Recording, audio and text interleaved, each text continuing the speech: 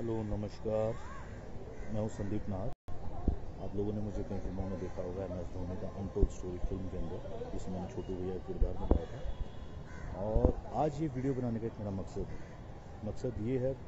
वैसे तो आपको सुन के बड़ा अजीब लगेगा कि मैं कैसी बातें कर रहा हूँ, बट लाइफ स्मूथ नहीं चल रही। लाइफ में काफ़ी सारी प्रॉब्लम्स हैं जो मैं मानता हूँ, लेकिन मैं आज मेंटली थोड़ा स्टेबल नहीं हूँ। स्टेबल इसलिए नहीं हूँ क्योंकि मेरी वाइफ कंचन शर्मा वो क्या रहा है, 1.5-2 साल से एक ट्रोमा से मैं निकल रहा हूँ और मैं उसको फेस भी कर रहा हूँ और उसको समझा के थक चुका हूँ काफ़ी चीज़ों को। वो एक ही पास्ट की बातें रिपीट करना, रोज़ लड़ना, 365 दिन में से मैं कह रहा हूँ 200 बार सुसाइड की बातें करना, मर जाऊँगी तुझे फंसा दूँगी, तेरा करियर स्पॉइल कर दूँगी, तेरे खानदान को फंसा दूँगी। तो ये सुन के मैं बहुत ही इरिटेट हो चुका हूँ। मैं उसको हर बात पॉइंट पे समझाता हूँ, कंचन देखो ये बात ऐसे नहीं ऐसे है, ऐसे नहीं ऐसे है, इस चीज़ को समझो। वो मेरी फैमिली को गालियाँ देती है, मेरी माँ से इतनी नफरत करती है, मेरे हर परिवार वाले को। आजकल ऐसा टाइम आया कि मैं उनका फ़ोन नहीं उठा पाता इसके सामने।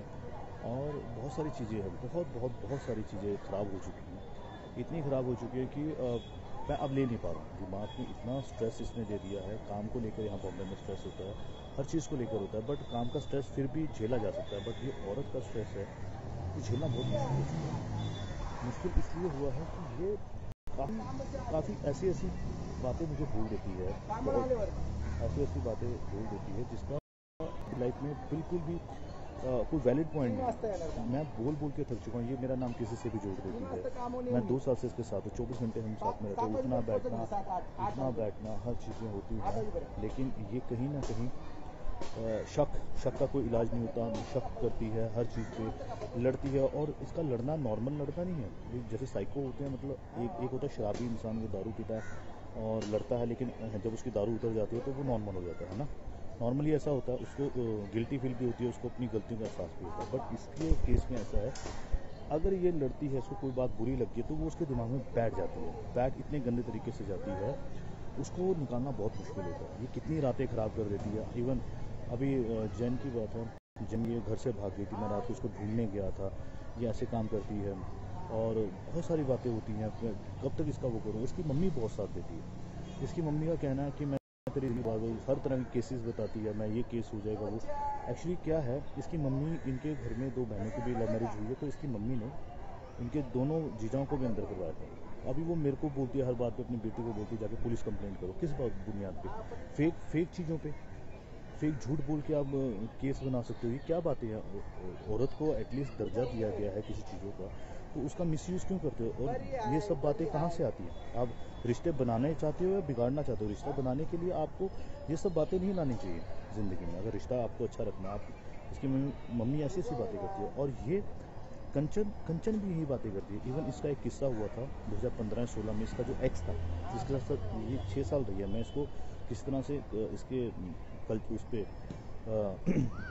इसके ऊपर लांछन नहीं लगा रहा हूँ कि ऐसी थी वैसी। मैं पॉइंट बोल रहा हूँ कि इसने अपने एक्स को झूठे केसों में अंदर करवाया। 3-4 महीने वो बेचारा अंदर रह के आया, दिव्या ज्योति उसका नाम था।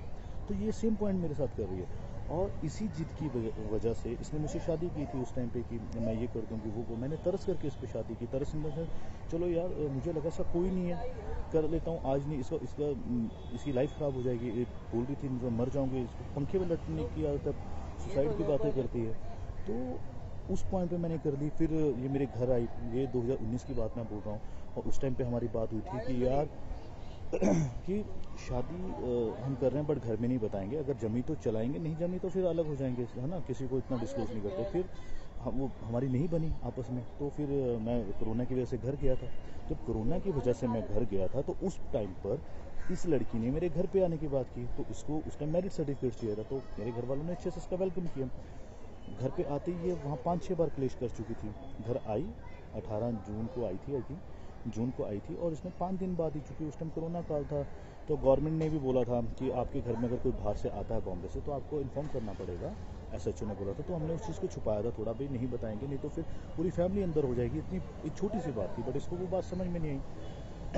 मेरी भाभी ने बोला मेरी कज़न सिस्टर है ना। तो इस बात पे भड़की, तेरी भाभी ने क्यों बोला कि मेरी कज़न? अरे भाई सिंपल सी बात है, कोरोना का टाइम है, और ये तुम्हारी हमारी आपस की बात है। लोगों को पता लगा तो बॉम्बे से है या वहाँ छोटे छोटे बच्चे हैं, सबको अंदर कर देंगे। उस टाइम तो वैसे भी हमारे जो सरकारी हॉस्पिटल थे वो कोरोना के चक्कर में उन्होंने कोविड का हॉस्पिटल बनाया हुआ था और सबको वहाँ पे क्वारंटीन कर रहे थे उस टाइम पर।